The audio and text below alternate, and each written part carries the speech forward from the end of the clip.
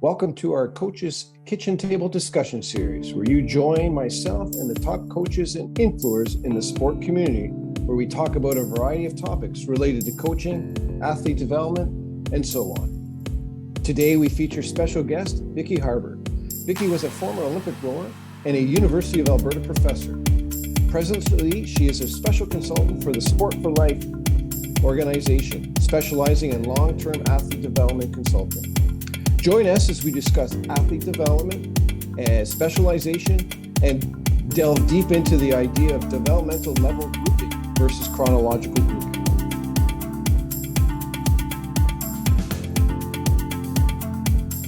All right, welcome everybody.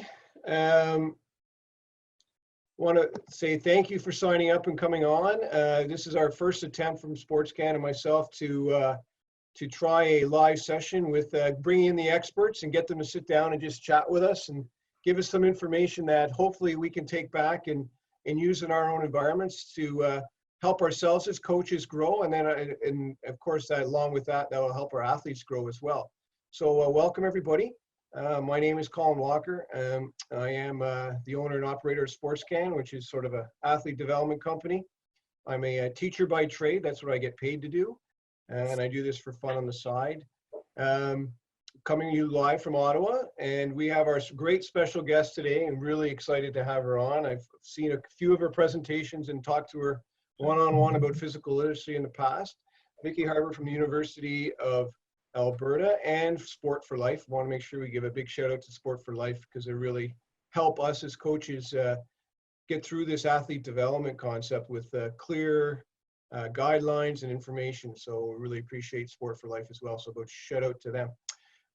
What we want to do today is just go through the concept of LTAD because it's moved a little bit, it's changed, and look at that. We've got three concepts I sort of sent out to everybody at the beginning. We're going to look at athlete development model and then 3.0. So Vicki will give us some little key things that have sort of changed in that, and then a couple of big changes that we've seen is gold athlete development matrix, and then also the gold or podium pathway model or gold medal pathway. I think they use both terms now, and how that impacts us as youth coaches and university coaches, because I know we have a wide variety of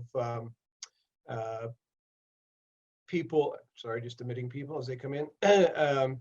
A wide variety of coaches here. We've got youth coaches that coach young kids under 12, and we've got university coaches here, and we've got everybody in between. So it's a good realm of experience of coaching, so it'll be good discussions. What I want to do is have you type in your questions as we go along, and at the end of each section, we'll sort of go back and address them with our numbers. I may just ask you to turn on your mic and your video, and you can just ask your questions directly to Vicki, and we can go from there. You do have your buttons down below as well. If you have any type of information you need to do, you can use your buttons as well down there. All right, let's get started. So Vicki, why don't you give us a little background about yourself so we know where you're from and what your passion is. Absolutely. Thank you, Colin, and welcome to everybody from wherever you might be dialing in. I'm here in Edmonton, and we've had a very chilly start to this summer, I tell you. Lots of wetness, which have brought out the mosquitoes in raging force. Anyway, my background, I'm originally from Ottawa. When I first connected with Colin here, we were sharing stories about Ottawa. Did my first undergraduate degree at the University of Ottawa in physical education, and then with my great plans to become a high school teacher, traipsed off to London, Ontario for Teachers College, and at that point discovered the sport of rowing. And prior to that, I'd been very busy, I would say, with lots of different sports in high school. Club system sport really wasn't a thing in the late 70s.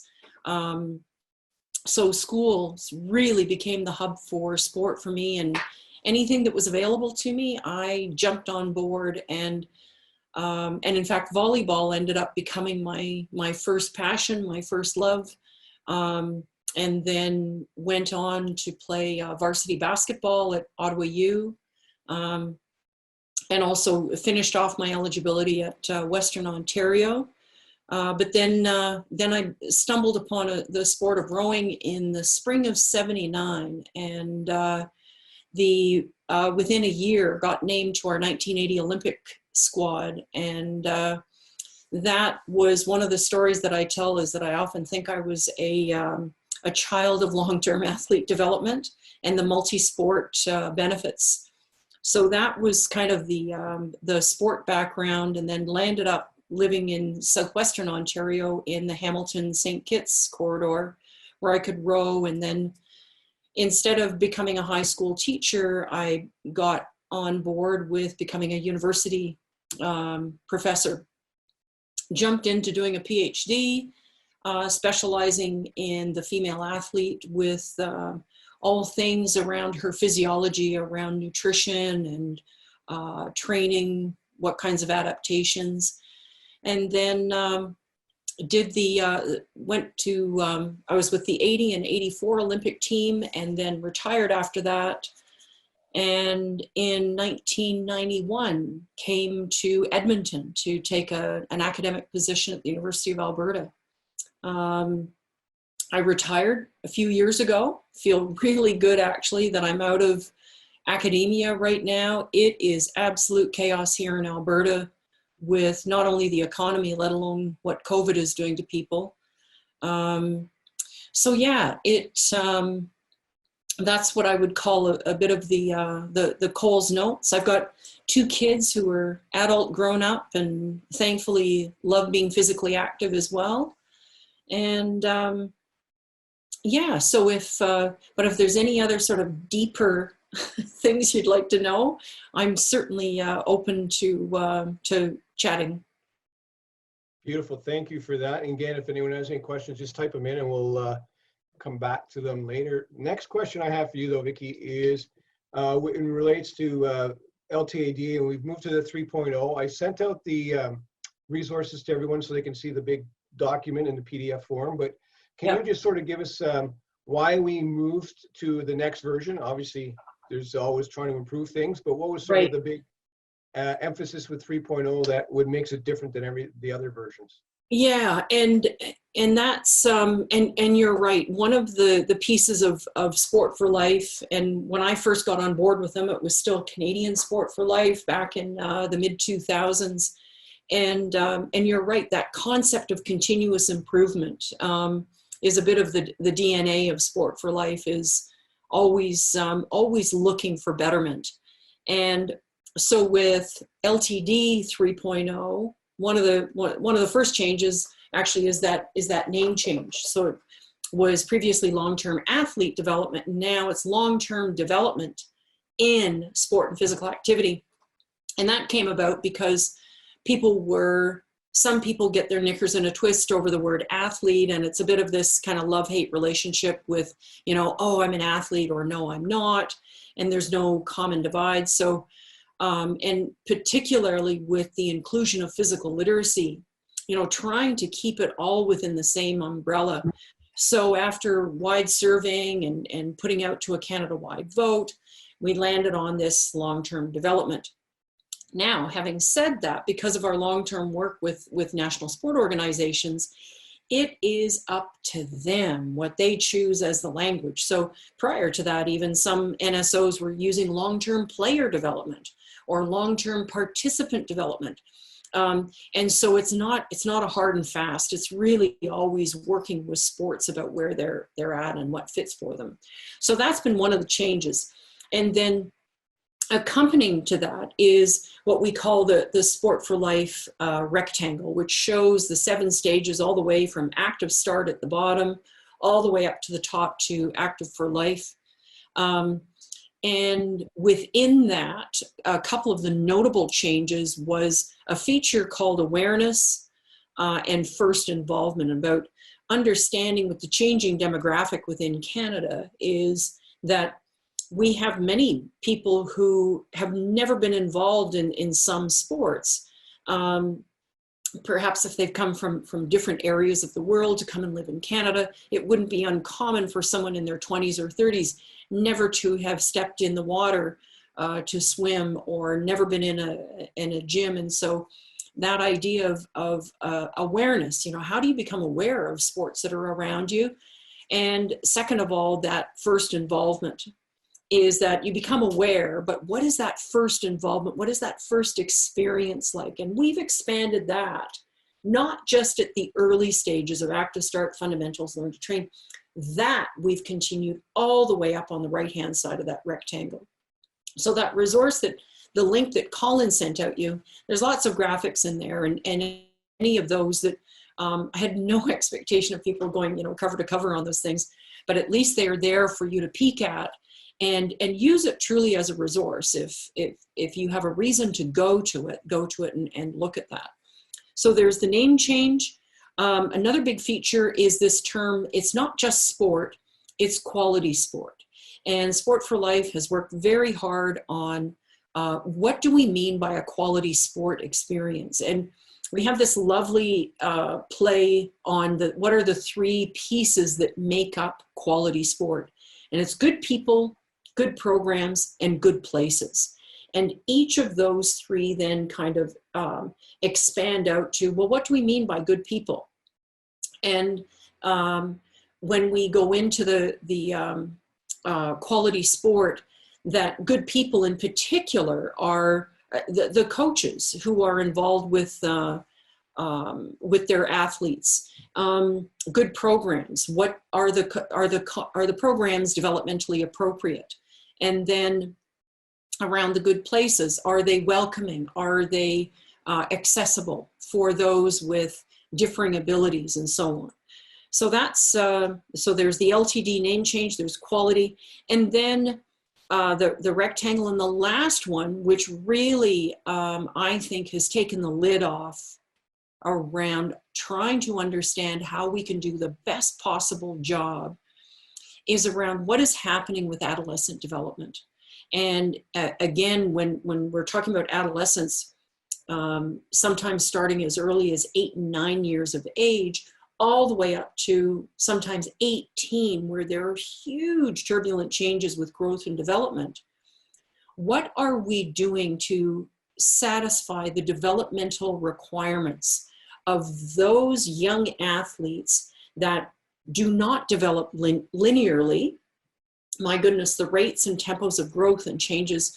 And right where you're seeing now, where it starts to move in from train to train, that is when we are at this very important transitional area for those young athletes that are going to be moving from their involvement in sport into something of what might be called a high performance pathway, that they really want to take this sport for a ride and see how far they can take it.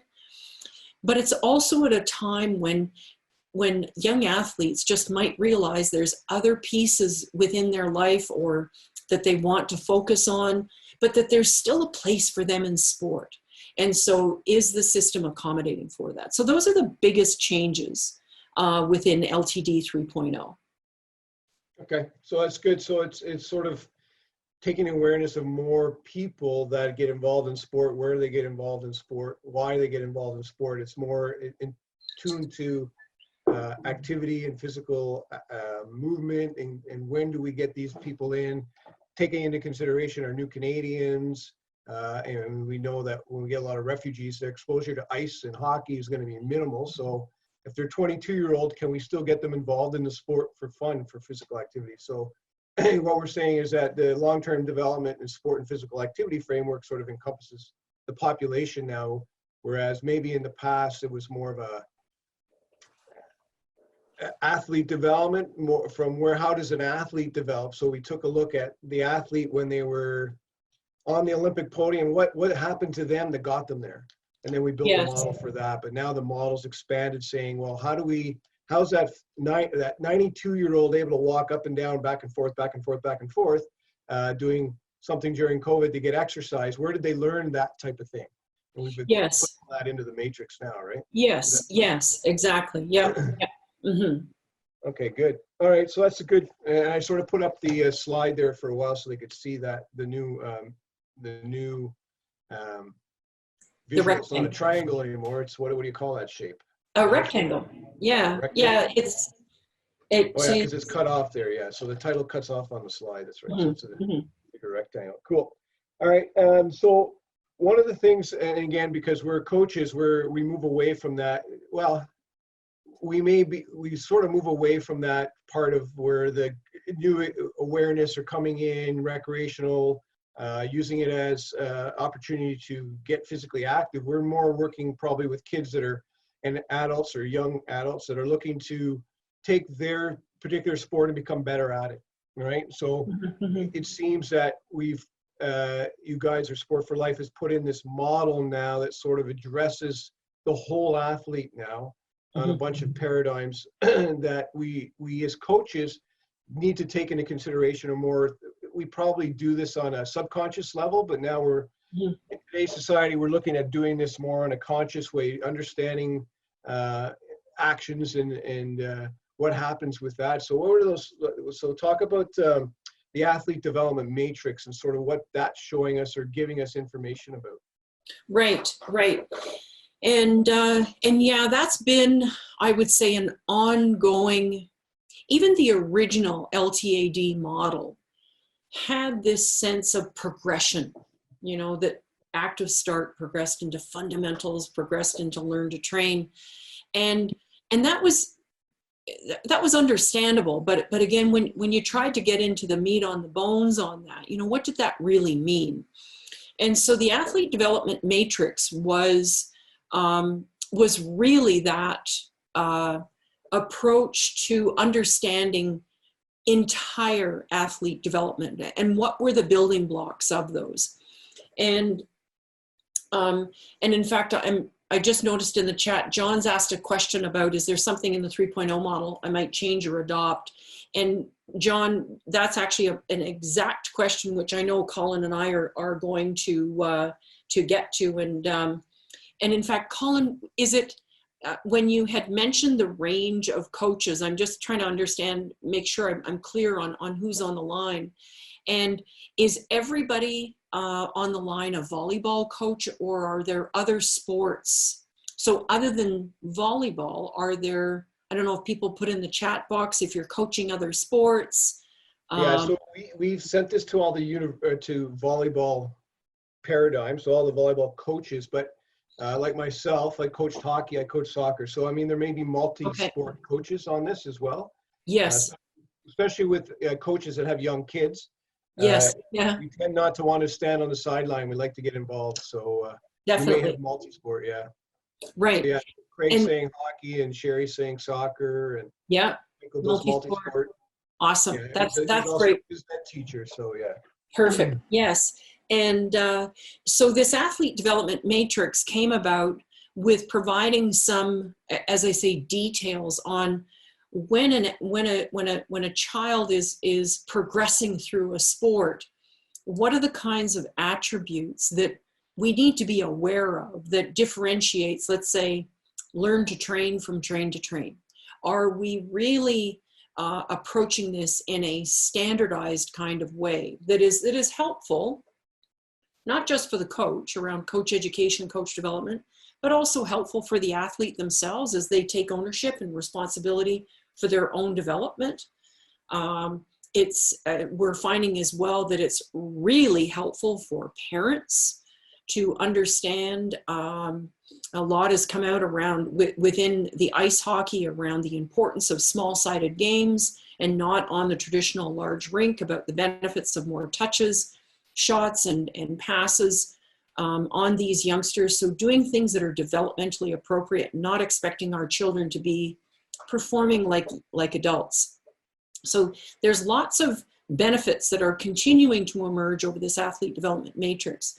So Colin, if there's that title slide that shows the athlete development matrix, and then the very first one, and then we're gonna. So this is the cover of the athlete development matrix resource.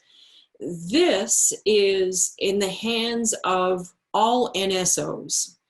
And there's a bit of a story to it, which I'm not going to burden people with, because it's personally a little bit frustrating around access to this kind of information. But within this athlete development matrix, and as you can read on the side, this is something I was presenting for swimmers, but the athlete development matrix, it's this very broad roadmap for the development of, this was for swimmers, but it's for all athletes. And it describes the things that we want to see, the things we want to see our athletes doing, and the words we want them to show us at different stages of development. And in the hands of many sport, it's a living document. So it's always going to be reflective of what we understand from the current evidence. And then from a pragmatic point of view, when we put evidence into the real world, what works and what needs modification. So if we could jump to the third slide now, and it's going to show the different parameters of the athlete development matrix. And we can call these the 4 pillars or the 4 major components. And if you could, if the animation is still there, Colin, there's going to be arrows that come in that show how we typically emphasize and how we typically incorporate these kinds of pillars and components into athlete development. So we've got, of the 4, physical capacities and technical skills. And those technical skills also include tactical skills and strategic skills as well. And from a coach's point of view, many coaches will focus on those technical skills. And then the next piece that they will prioritize is often physical capacities. How strong are their athletes? How fast? How high can they jump? What's their agility like? And so on. And yet when we move to the right-hand side of these pillars and we see the psychological or mental skills, by thickness of the arrow is the kind of attention that we often pay to it within the youth sports system. It becomes much less compared to the emphasis that we put on technical skills and physical capacities. And when I say the emphasis, it also ends up becoming those attributes we value the most within our athletes. And then into the lower left, where you see this dweeby little dotted line around life skills, which includes things like social emotional learning, cognitive readiness, emotional regulation, those kinds of pieces, how these young athletes make decisions, how they learn from consequences and so on, relationship awareness, all of those kinds of things fall into that life skills. And that is largely ignored. And so when we started understanding a little bit more about what goes on in the real world, what's here and what's missing, the details of this athlete development matrix goes through each of these pillars in a stage-by-stage manner, providing a broad roadmap of guidance around what are the kinds of, if we look at technical skills, that's going to be in the domain. So for most of you who are volleyball coaches or soccer and hockey, at the active start stage, what is the expectation? At the fundamentals, what is the expectation of technical skills? And so on up. Now that might seem relatively easy, and it might also seem relatively easy when we think about development of physical capacities as well, expectations on a stage-by-stage level. Yet when we move over to the psychological skills, and in particular the life skills, that's a big head scratcher going, what would we expect of social emotional learning for our young athletes in fundamentals, learn to train, and so on. And this has led to, for me personally, even though my academic training was all around sort of physiology and exercise endocrinology, the luxury of retirement is I've been able to go down this seriously deep rabbit hole that I live a lot of my time in right now, understanding from the literature, what do our athletes need from a life skills point of view in order to allow for all of these other features of athlete development, their mental skills, their technical skills, and physical capacities to flourish as much as possible.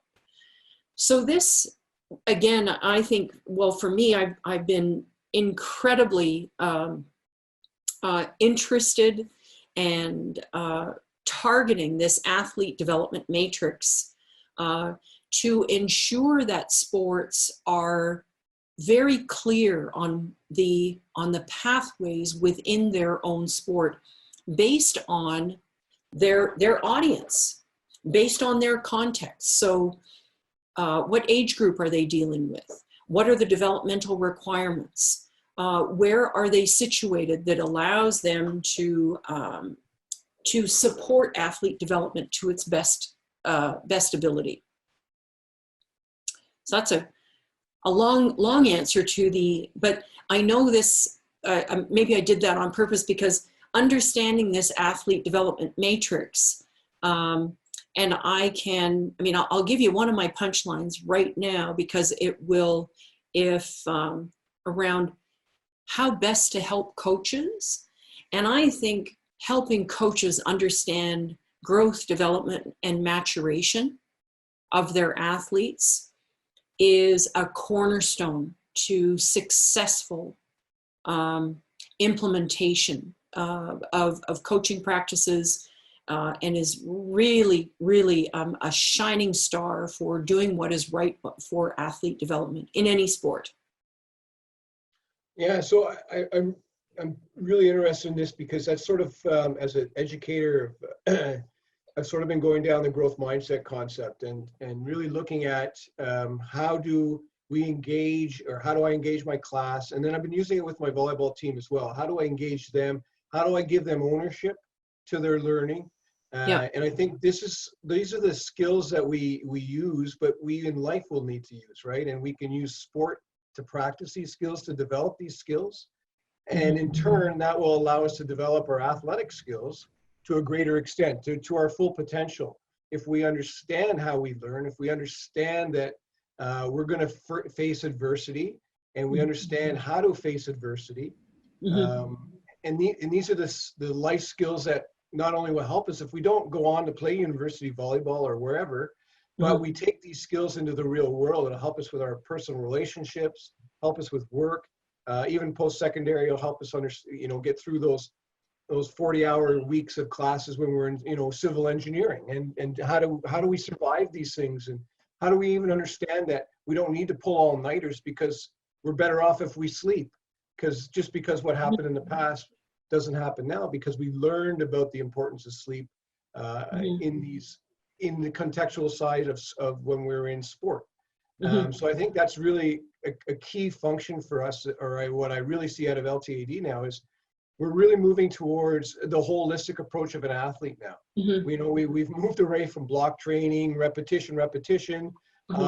Even on the technical tactical side, we're looking at, now we understand there's a component now we wanted. Decision making is important. Decision making on the court is important. How do we teach decision making? Well, I think it sort of comes to the same thing here with life skills, is decision making. Yeah. As a human, we need to make decisions all the time, and how do we make them? We need to be educated, and we need practice doing it, and we need to have opportunities to do it. And I think if I'm not mistaken, that's sort of what you guys are trying to get out to coaches now, is that we need this part of the matrix to look at that and incorporate it into our coaching as we go along. Am I on the right path with that one?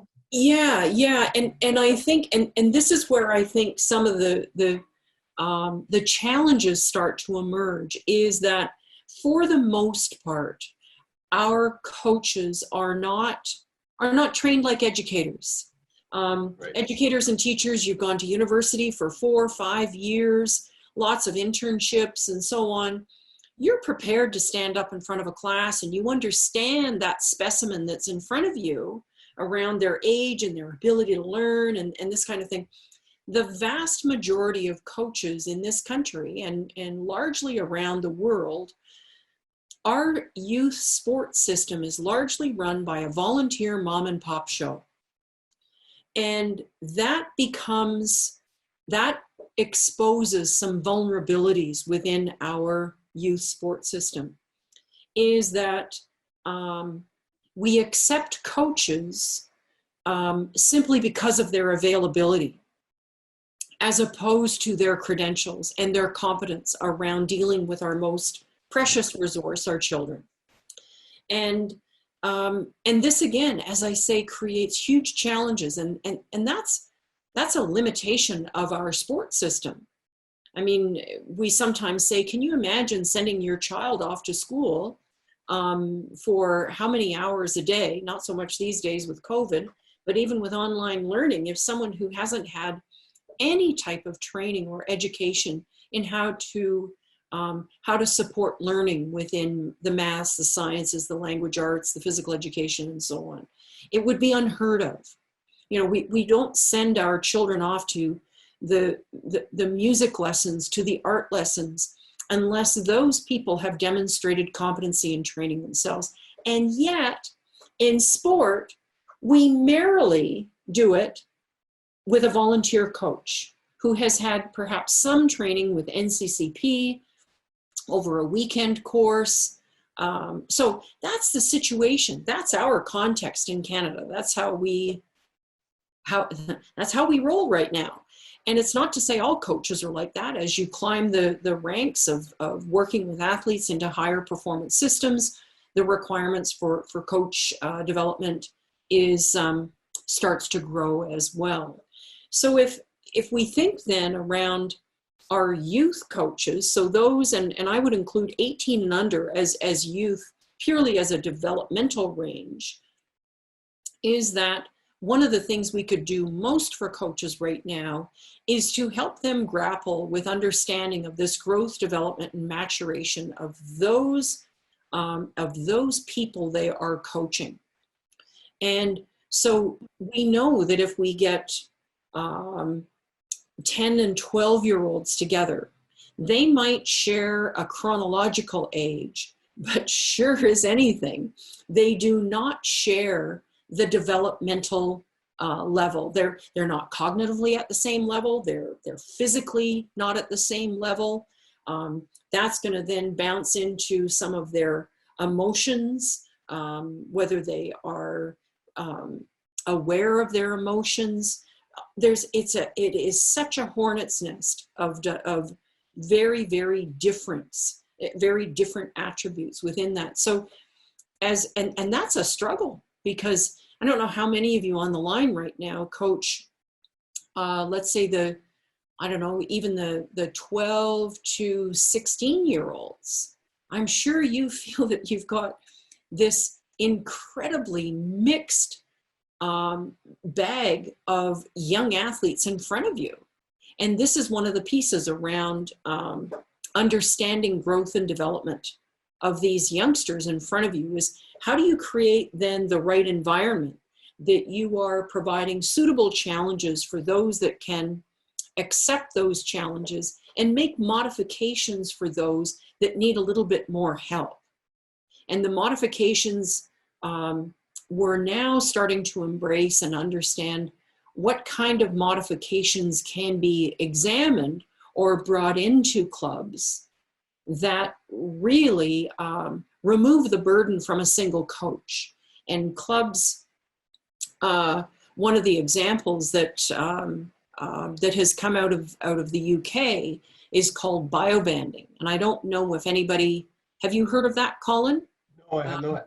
Yeah, and so if we think of, if we follow through with that example of, let's say, 12 to 14-year-olds who are all over the place physically, technically, and so on, this process of biobanding is grouping or categorizing these young athletes based on their developmental level. And they do this through they've done it with measuring their current height as a 14, 15, or 13, 12-year-old.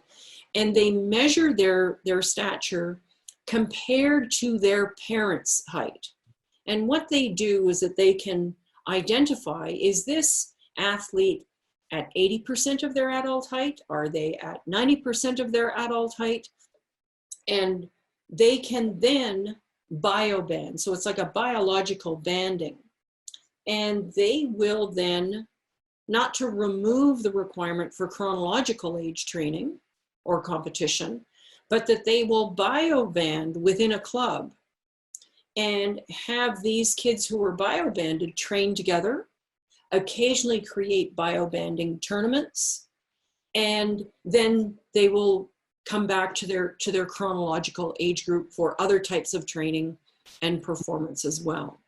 And this has been one of the most successful modifications to adjusting for the needs of these young athletes that are growing at very different rates.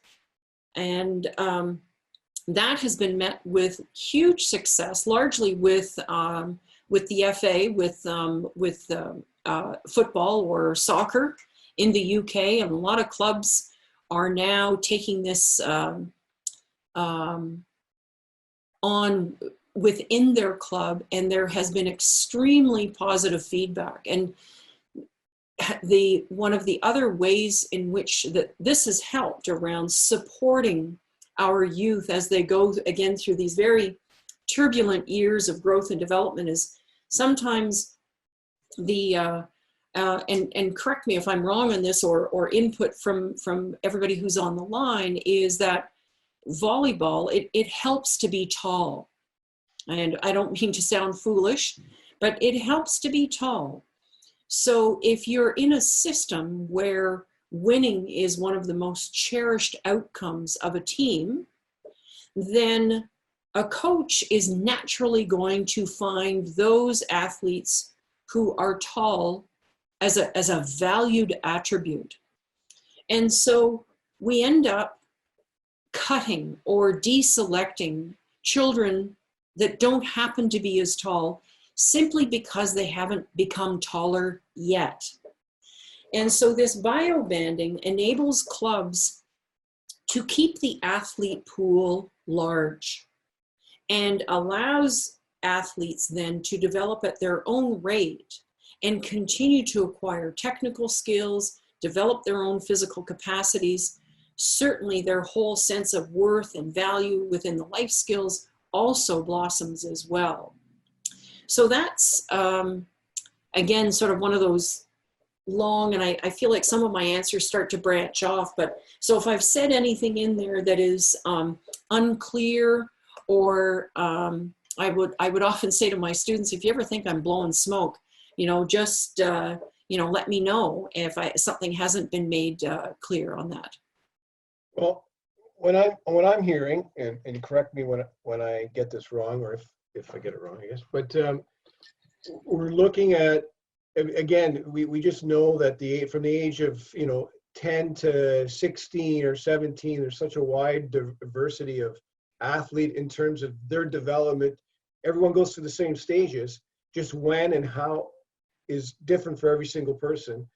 And by us arbitrarily saying, because your birth date was at a certain time, you're gonna all compete against each other for specific spots on the high performance team, the second team, the third team, and we don't have any more coaches or spaces, so you're no longer going to play the sport.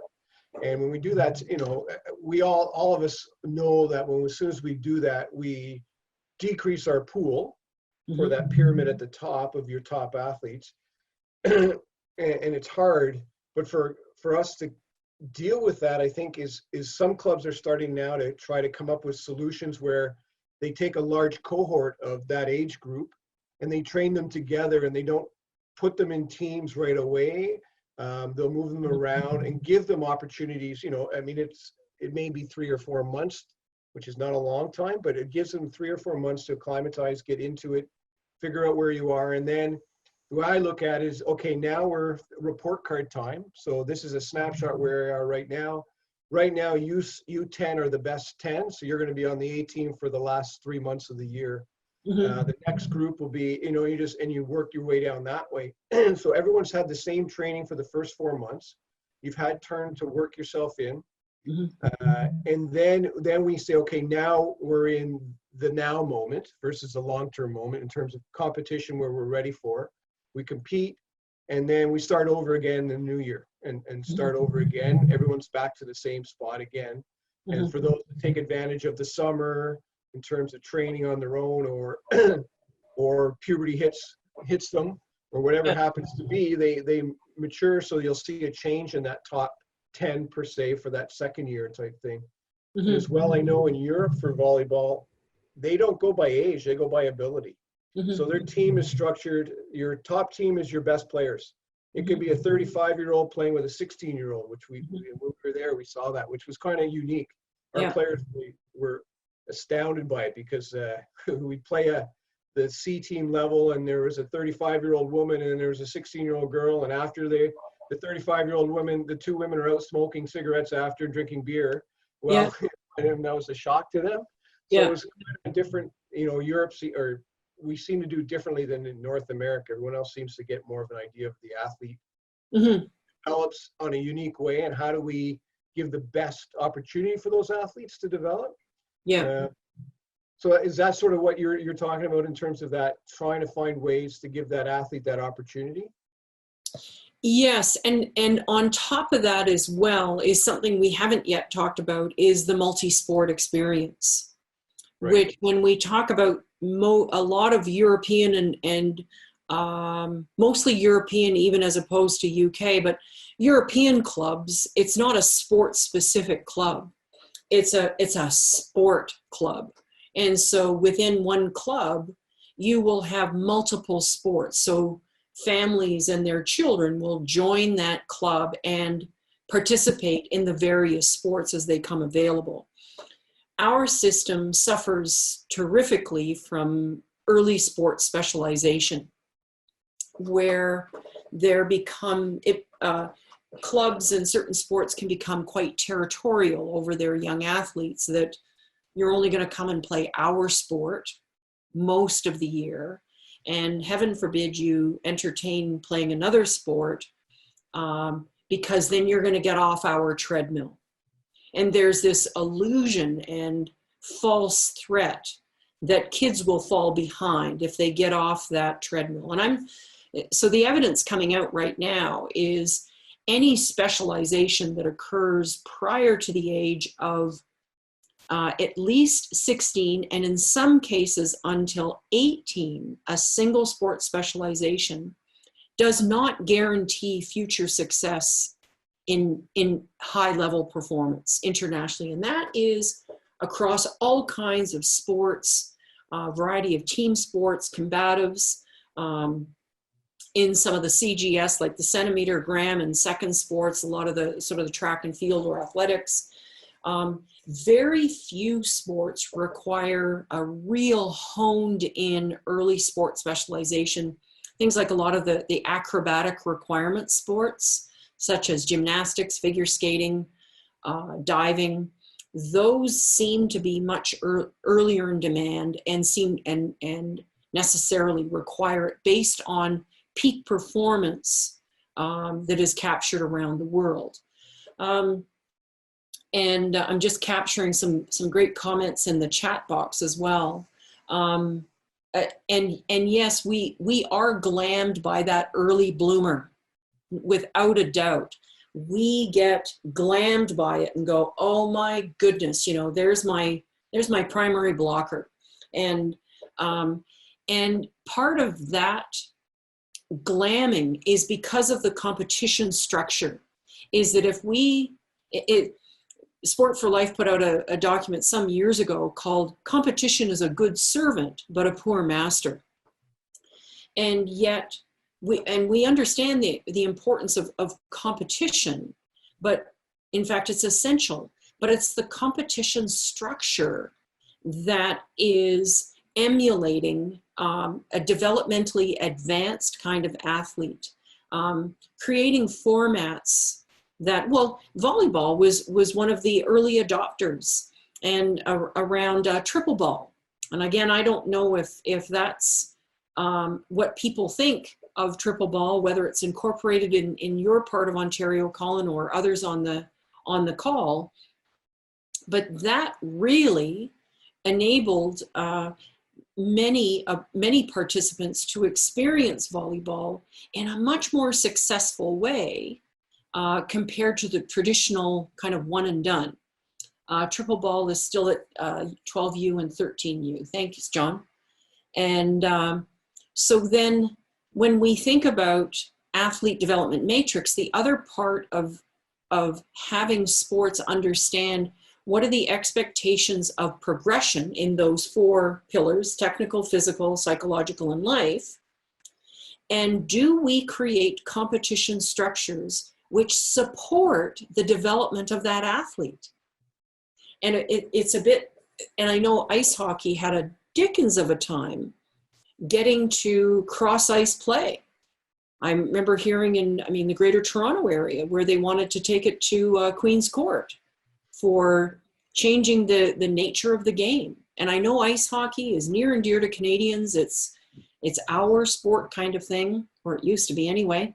And so there's a lot of these issues and concepts. It's very important that they're properly integrated, that they're not just sort of isolated, do this and you'll be okay. There's this wonderful sort of weaving of why are these things important for appropriate athlete development and seeking high performance. Yeah, and that's for me. I totally buy into the multi-sport concept and really push it. And the biggest thing, I think the problem we have is you hit on it. We all work in silos. So volleyball works in a silo, soccer works in a silo. If we ever work together, we would have some phenomenal athletes that can, that would be able to choose the sport they want when they're 16, 17. Yes. And do those types of elite performances. Now they just have to do it on their own. They find a way to do the soccer and then go to a volleyball camp to get some extra reps. And then they find a way to do the competitive volleyball in the summer or in the winter, but they still stay with because soccer's 365. They still find a way to work with their soccer. And if they get a good soccer coach that understands that concept of multi-sport, then they find ways to not allow that athlete to burn out. So right now it's all individualized, right? On terms of helping that athlete be a multi-sport athlete. Whereas it would be great to see us start working together, share resources. That's the biggest concept, biggest issue for clubs is resources. People and facilities. And if you bring people together, you create a bigger network of things, of opportunities. And we're still believe in scarcity versus abundance, right? As sports people. And I think that's that culture we have. If we can work on changing that one step at a time, we might be able to move in the right direction. And the other one I had about sports was in the multi-sport thing is, again, it goes back to these national sport organizations are trying to create resources that allow that sport to be taught earlier and earlier and earlier. So volleyball's gone from atomic, which is smash ball, 4-on-4, triple ball. So now we've got it all the way down to active start and how to incorporate active start, which the good thing with it, the way they developed it, it's more of a net wall ball type activity. So it's still not necessarily volleyball, but it's getting those concepts in. Yeah. Great for phys ed. And that's where I think phys ed classes really can be is a huge undertaker for us for athlete development is under that realm, is getting the phys ed to be more, we're in Ontario, we don't have specialization in phys ed at the younger grades. So we have the lady that the teacher that's the last time they took phys ed was when they were in grade 8 themselves. And so it's dodgeball or something all the time where we need to find a way to educate them and help them maximize their fundamental movements, right? That's where all the great sport organizations have developed now these programs for that. Like rugby's got some great programs out there. Tennis does, volleyball, soccer. All the sports have come out with them, and they're willing to give these resources free. So it's that connection to the sport that we need to do. And then for ourselves as sports coaches in the community is find ways to be multi-sport some way, somehow. For me, warm up is badminton rackets or dodgeball or footballs, throwing footballs, just doing, especially at your pre-competition phase of your season, is Mhm. get them doing a bunch of different multi-sport things. For me, because it's throwing. Yeah. Nobody knows how to throw in Canada anymore because baseball, we just don't do that in gym class. It's too Mhm. dangerous. Don't Yeah. have enough protective equipment to meet the regulations for the insurance companies. And then mom and dad don't go play catch with you on the street anymore. Mhm. So that arm action is really detrimental for us for volleyball. We don't have a lot of powerful arm swingers because we limit the amount of development they got from 0 to 12 age. Mhm. So that type of thing is, I think we as coaches can be aware of that, but hopefully as clubs can also be aware of that and try to implement and institute different types of physical literacy stuff for that younger age group as best they can. So Yeah. Yeah. And Colin, you mentioned again one of the greatest laments I continue to have, and it is around this siloed operations of our sports system, and again focusing on that youth sports system, which so we become fractured in athlete development. And in Alberta, and I know in other provinces or territories across the country, some clubs from different sports are really trying to tackle this working together across sports. So here in Alberta, there's basketball working with ice hockey. A segment of soccer is working with them as well. And what it takes is it's about people that are in positions of making decisions who are willing and able to give it a go, and understanding what are the shared skills in athlete development that everybody can mutually benefit from. But the threat of that is because many of our youth clubs are revenue sensitive, and again with COVID that only becomes amplified, is that people wonder how the heck is revenue and the budget going to cope with a shared offering of training and competition. What's going to happen to schedules? How do we make facilities work? And so I hear a lot of the reasons why it is difficult, and in some people's brains, when it's difficult, it can't happen. But based on the evidence, we become further and further removed from a system that is really going to enable us to have a very effective athlete pool. Right now, we are creating a youth sports system, which is really only possible for those families that have a survivable bank account. And when it's for those that really only have the money to do it, if you think we're putting out our best and have the potential to develop our best, I mean, then we're really fooling ourselves along the way. And then schools and some of the work I do here in Alberta, and I know school is under provincial territorial jurisdiction, but schools are generally, well, whatever this is going to sound like, I don't want it to intend to come across as drop the gloves kind of fighting words, but schools in general are unwilling to examine how they run sport in their education institutions. And when you have, so for different reasons, the sports sector and the education sector are unwilling or unable to examine how to do things differently to benefit child development, human development, as well as athlete development. Boy, are we in a sorry spot.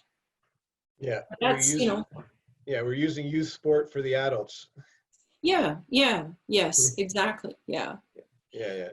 And it's so I don't know if anybody else has any questions specific to that. We sort of went down that athlete development in general terms and multi-sport thing. But if you just want to click on yes, we can turn on your mic and get you to ask a question specific or make a comment on what you feel. We can go that route to give Vicki and I a chance to take a break from all the talking. And I am seeing Brenda talked earlier about the system accommodating the early physical bloomer, but the late bloomer usually, and the biggest kids get left behind because they're not allowed to play down. And this has actually been addressed within biobanding, that it seems that when a young athlete is invited to play up, so to speak, it's like a real feather in their cap. You know, it's like, ah, ha, ha, you know, I'm 12, but I'm playing with the 14-year-olds. Yeah. And yet, if you've got a 14-year-old that's surviving by the skin of their teeth, the whole notion of them experiencing something less than their chronological age is exactly the opposite. There's this stigma. It's like, oh, you know, what a loser you are, kind of thing. And so what these FA academies, and if you imagine Manchester City, Arsenal, I mean, these are the big clubs that what they have started to do with this is that it's not an all or none. So the idea is around what are these athletes demonstrating across all four pillars. So again, perhaps physically and technically, you might have an advanced achiever. And yet if from the mental skills and life skills, they're showing a lacking, it's important to make those attributes that kind of like a report card, you make those transparent. And the coach has to be careful that even it really becomes a look in the mirror moment around, is the coach truly getting wrapped up in this physical specimen that's in front of them that's going to get them everything they want? And do they really care about cultivating a larger athlete pool? And so when I work with coaches or with sports, I say it's really important you self-check on some of this stuff, because your words and your body language will be glowingly clear to the athlete. If you don't believe in this, they're going to know it. It's about then what do you communicate to the parents around, in the biobanding, for example, those athletes that were hanging on by the skin of their teeth and were in a bioband that allowed them to compete and train with those of similar bioband, but of a younger chronological age. What ended up emerging from this is that oftentimes these kids that are not physically as adept as their age-matched group, they get into a younger cohort, and what they're finding is their leadership skills absolutely blossom. And it's not like you keep it as a hidden agenda item. There are very clear expectations of that young athlete that if they are going into a matched biobanding group, that even though they might be working with younger athletes, it is their responsibility to demonstrate and shine on their leadership skills. In the opposite end, when you've got, let's say, an early mature who's at the higher end of their bioband, and they're now going to play with older chronological age, what they're finding is that this physical specimen has relied on their success purely based on their physicality. So in soccer, it's about knocking the heck out of everybody off the ball. They might have a bit more speed. And yet the research tells us their technical skills are rather poor. And so if they aren't challenged appropriately at that time, when everything starts to equal out, too bad, so sad, your technical skills suck, you're out of here. And so when they get pushed up, they now have to work on their technical skills, and it's hard for them. And so there are benefits to both of those, but the presentation of it is very important, so that either playing apparently up or apparently down is all about proper athlete development. And it's not about creating a stigma. It's not about putting a crown on somebody's head either. Right. Yeah, good. We do have a question. Adriana has a question. So go ahead, Adriana. Hi. I think you guys, hi. I'm just gonna give example. I don't know. Brenda, what she said right now. This happened with me with my son. What you said right now. Now he's 16, but he always have to play up. Is fun situation that when we have to make the decision why they have to play up. He never had a chance to play in his age, but he always came back for the team. But it was hard for him to play in his age. Yes. Something maybe you talk about the skill, right? When the kid is too much skill, is hard when it's too tall. Like we talk about height, he always very tall. He always more skill, and he never he had a hard time to play in his age because the height. Sets never get in the right spot. His skill was like. He learned too early to pass the ball properly, set the ball properly. Everything was really set for him to do well. At the same time, it was hard for him to be in his age. Now he's 16 years old, but he already played 2 years in the U18. Yes, yes. Started to play U18 when he was 14 and 15. He played for Storm. Not because he wanted to be up and not because he wanted to be in that age. It's just because skill-wise, that level already. Sometimes I see a lot of clubs, I see a lot of kids. Some kids, they're not skilled yet to be in that age. They want to go up because it's cool, it's nice. But some kids, they're still in their young age, but they are already good to go up. What is right or what is wrong, but sometimes you have a kids there, you already can move them up. Yes. But the system is not work like that. It's not automatically say some coach is gonna say no, I'm gonna keep this kid here because this kid can make my team win. Yes. But that kid maybe is already good to go up because now they need to be challenged a little bit more. Yes. It is not gonna hurt the kid. Like I feel for my son now, he's 6'9" guy, but 16 years old, right? But when he went up, the setters could set the ball properly for him. If he stayed down, he could hurt himself. And this happens sometimes. Yes. He went down to help the team. Sometimes. Yes. I don't know what's a right, what's a wrong when we talk about this age, but I saw a lot of different talk about how develop kids. I think when we talk about the young kids, right? The very, very young age. It's not a lot of clubs using mini volleyball. 2, 3 and 3, 4 and 4. It's not a lot of clubs.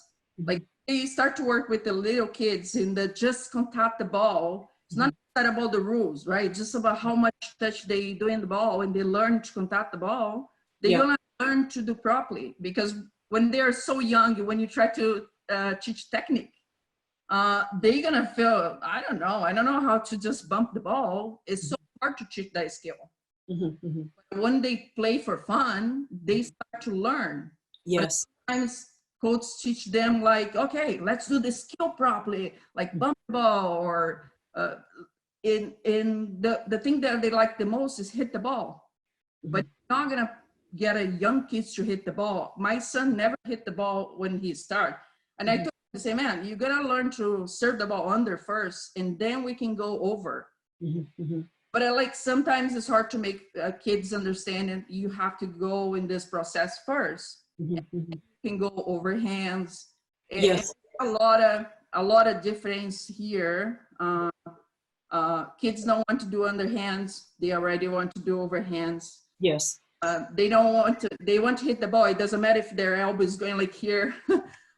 It's kind of some situation that you want them to have fun. You don't want them to leave, but you don't say, hey, you're not allowed. I'm sorry. Sorry, I say a lot of things, but it's hard to make the right decision. Yes. I see a lot of kids, they should be up, yes, because they already develop a lot. They are more in trouble to be down than up. Yeah. I don't know if what I say is the thing. So the first point you raised about, the playing up, and again, it's not a single decision to be made by the coach. So the coach says you need to go play up. it's part of that too, is that it's important that the coach knows the athlete from all perspectives of athlete development. So physically and technically, they might be demonstrating a lot of attributes that warrant them to move up. And yet, if mentally, or let's say emotionally, they're not quite there, moving them up might actually make the wheels fall off and make everything just worse. So it needs to be a bit of a shared decision. And again, it's not an all or none. It's not like, playing up all the time. There become opportunities, and that's what this biobanding has done so well, is that they will have certain training days or training weekends where biobanding occurs, or now they've started to have biobanding competitions. And again, it's not all or nothing. And it doesn't mean that if a move has been made either up or down, it doesn't mean it's irrevocable. It means we test it out and find out, is it doing what we expect it to? And so I think there's this negotiation around, does it identifying what is the purpose of moving up or down? What is the purpose of biobanding? And if we're being honest about athlete development, and athlete development, then this athlete development matrix should serve in providing ideal markers and metrics of, is this athlete progressing? And if they get moved in whichever direction and they are not progressing after an established amount of time, then you revisit the decision. When it comes to the very, very young, and this is where I think our coaches, the idea of being in a huge rush to teach technique, and as opposed to when we think of, in fact, Colin, there's a slide that I've given you, the graphic, it would be number 4. If you could just pop that up while I'm speaking with Adriana here. Number 4, that one. There, that one.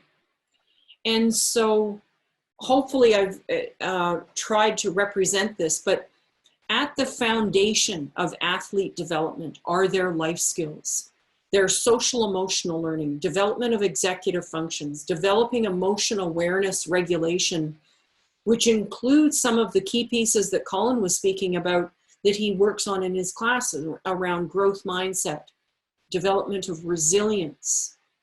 And are we, as not only coaches, but I dare say as educators, and might I also say parents, are we creating environments where those life skills become valued and prioritized?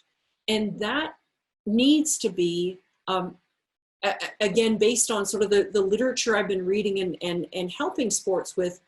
This is the foundation of athlete development. And we don't leave it behind. Life skills continue to develop through adulthood. And if we do that well, and it's not suggesting for a minute that we need to be perfect with it at every single age, but that when we start the building blocks off correctly in those young years, then we set a good foundation for their mental skills, their idea of a positive attitude, goal setting, self-awareness around what their limitations are, where they need to strive, and so on. And then as we build that, it then sets a really good cornerstone for those technical, tactical skills and physical capabilities. Whereas what our current sports system does with our youth is we flip this whole thing upside down. We go hard at those technical, tactical skills. We want those big beasts on the court and in the gym, on the ice rink. And we forego a lot of those critical pieces that become woven in. Those pieces of life skills have critical contributions towards the ability to thrive within an athlete competition environment. And yet if we don't cultivate or create environments where those will happen, then over the long term, we haven't done what we could for athlete development. So with these wee ones, and I would say 6, 8 and under, we should create environments where life skills become the shining focus. And yes, we do sport, because when we start moving around with physical activity and we've got different implements and objects in our hand, but we're focusing on how well are the kids working together? How well are they speaking to one another about what has gone well, what has not gone so well? If you get them together in groups and you give them a bit of a challenge, how do they come forward with the challenge? How do they speak with one another? How do they perform amongst their peers? These are the kinds of things that are coming about right now, where we're understanding the importance of life skills as they contribute not just to athlete success, but also as long-term human success. You know, the ability to complete your education, the ability to hold a job, long-term mental health. There's all kinds of fascinating pieces that are starting to emerge from this, and where sport, if it could kind of let go of its territorial personality and let go of always having to be the victor, always having to be the winner, I think that would be where we could really start making some advances around athlete development. So yeah. I don't know if those answered your questions, Adriana, or just added more confusion to you. No, I think that's good. I think, that's perfect. You know, I think that it comes down to, again, the golden rule, do no harm, right? And moving athletes around, what's best for the athlete. And we need to take ourselves, or need to take the adult out of the program. You know, as a hockey, when I was coaching hockey, you know, you go into the dressing room after a game, and the kids, you're the last one into the room. The kids are already talking about something else. They didn't talk about winning or losing. It was irrelevant to them at that point. Then you walk out after you debrief with the kids and you say a good game or whatever, you do your thing, and then you walk out and you're in the hallway with the parents or what. They're still going on about the game. Yeah. How this went on and this went on and this went on. The biggest thing I find is that kids are resilient about winning or losing. They don't care. You know, right. and when soccer took the scoring out, parents were all ups in arms. Well, you know, it's funny though, the kids know who won. Yeah. They know what the score was, and it's irrelevant to them. They don't need it posted in the newspaper or on a sheet of paper or on a website. They don't need that. They know who's kind of in first and all that, and they're happy with that. You just watch recess. You know, at recess time, it's constant games going on. There's always a winner or a loser. Sometimes they argue for 6 hours about who won or lost, but they get over it quicker than adults do. And I think that's, again, the biggest thing is we need to take the adults out of this as much as we can in terms of making decisions. It's not what the adults want, it's what the kids need and what the kids want. And then move forward on that one. Yeah. This is the end of part 1. Thanks for watching. Click in the top left-hand corner for part 2. Be sure to subscribe and like the video if you enjoyed it.